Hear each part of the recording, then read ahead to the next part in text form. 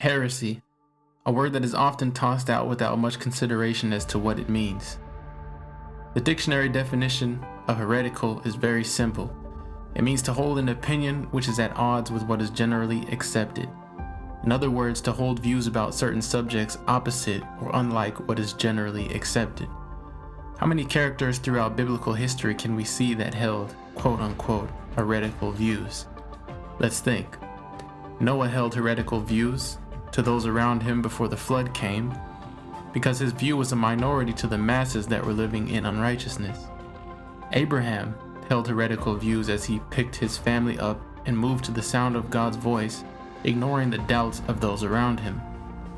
Moses held heretical views of all the others that had been trapped in bondage, living in oppression, and as he led the captives free, they still doubted. He still held the minority view even after all the miracles God performed. Generally, all the prophets held minority views as to what was generally being accepted in their times. The whole reason for the prophets was to guide the majority of God's people back on track from the paths of destruction that they were heading down. Because each of these saints held the minority views, it can also be said that they were heretical. When Jesus' time came, his views were heretical to the majority of Judaism. He started with the small group of 12 followers, which was obviously the minority. Fast forward to the Protestant shift away from Catholicism.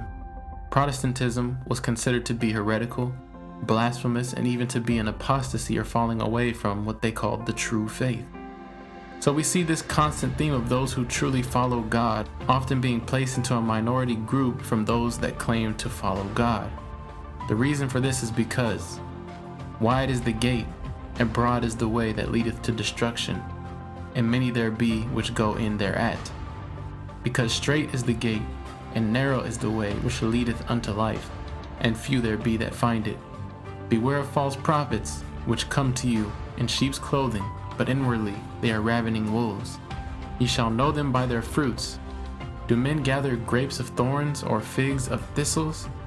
Even so, every good tree bringeth forth good fruit, but a corrupt tree bringeth forth evil fruit. A good tree cannot bear forth evil fruit, neither can a corrupt tree bring forth good fruit. Every tree that bringeth forth not good fruit is hewn down and cast into the fire. Wherefore by their fruits you shall know them. Not every one that saith unto me, Lord, Lord, shall enter into the kingdom of heaven, but he that doeth the will of the Father which is in heaven. Many will say to me in that day, Lord, Lord, have we not prophesied in thy name, and in thy name have cast out devils, and in thy name done many wonderful works? And then will I profess unto them, I never knew you. Depart from me, ye that work iniquity. Therefore whosoever heareth these sayings of mine, and doeth them, I will liken him unto a wise man which is built upon a rock. And the rain descended, and the floods came, and the winds blew, and beat upon that house, and it fell not, for it was founded upon a rock. And every one that heareth these sayings of mine, and doeth them not, shall be likened unto a foolish man, which built his house upon the sand. And the rain descended, and the floods came, and the winds blew, and beat upon that house, and it fell, and great was the fall of it. The people that were told to depart from Jesus as they stood at judgment were fully convinced that they did well in the eyes of God. They thought they truly knew him. They thought they did all these amazing works in his name. But in that day he spoke to them those inalienable words, Depart from me, for I never knew you. So on that day, there will be no excuse, and there will be no, I thought I knew, the real you. The wisdom, the guidance, the truth is everywhere around us, but instead we choose to hold the importance of temporary things higher than those eternal things. And since that's the choice people make, they receive the reward of these choices. Sow into this world, reap what this world has to give. Sow into the kingdom, reap what the kingdom has to give.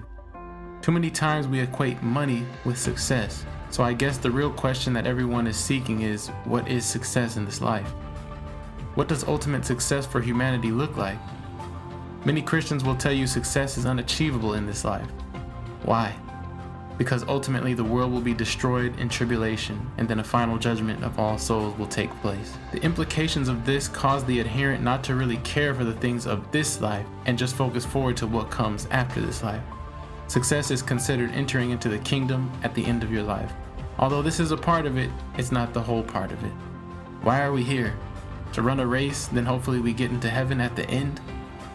Who's the focus of this scenario? The focus of this scenario is on the adherent. It's all about the adherent getting into heaven. This is textbook narcissism, which is the explanation of the Bible in a way that shows excessive interest in oneself and prioritizes one's own ideas. Some people with egotistical tendencies end up being narcissists. They view the Bible as mainly addressing their own life experiences. The Bible is all about them. Every promise is for them. Every story is about them or their situation. But what does Christ tell us? He tells us to pray that our Father in heaven will cause his kingdom to come to this earth the same way it is in heaven. Now, who is the focus there? Isn't it on God in the process of causing his kingdom to come to this earth? Restoration is the focal point and not destruction. God's sovereign rule over this whole planet, working to restore it to full unity through the sacrifice of Christ and by the power of his Holy Spirit, to will it and nurture it and to see it done. He placed his children here to be his body on this earth. And what do? They turn around and say, I can't wait to get to my home in heaven. This earth? Nah, not for me. And although this is true that the earth is not our final destination, it is the place where God has his focus on. Once we enter the kingdom, our purpose will be ordering and maintaining the order of this earth from a spiritual perspective. It won't be traveling through some random place in the universe like Guardians of the Galaxy. The focal point is this earth the whole time. The spiritual Jerusalem from heaven in all its glory descends to the earth, not to a random place in the universe. The focal point is all around you. He planted you here to be a healer of the nations and a pillar of wisdom and righteousness in his temple. Why would you abandon that calling? Why would you forfeit that opportunity? Some will then say, well, doesn't the Bible say, love not the world, neither the things that are in the world? If any man love the world, the love of the Father is not in him. And yes, it does, but the Bible can say a lot of things if you take it out of context. Because if they were to continue reading right where that verse came from, they would see that it also says, for all that is in the world, the lust of the flesh and the lust of the eyes and the pride of life is not of the Father, but is of the world. And the world passeth away, and the lust thereof. But he that doeth the will of God abideth forever. So clearly this is depicting not to fall in love with the carnal and passing things of this world, but the eternal things. Why? He that doeth the will of God abides forever. This rings true and brings to mind those who are meek. What is their inheritance? They inherit the earth. This also brings to mind that God so loved the world that he gave his only begotten Son, that whosoever will believe in him will not perish but have eternal life. And those who believe not will be cast out of this earth into eternal darkness, where there is weeping and gnashing of teeth. So what are we saying here? Who should we listen to? Those who tell us not to love this world as our Father in heaven does? Not to seek restoration as our Father in heaven does? Not to seek that all come to the unity of the faith and of the knowledge of the Son of God, unto a perfect man, unto the measure and the stature of the fullness of Christ, that we henceforth be no more children tossed to and fro and carried about with every wind of doctrine, by the sleight of men and the cunning craftiness whereby they lie in wait to deceive? Should we follow those who say, separate yourself from the wicked people of the earth?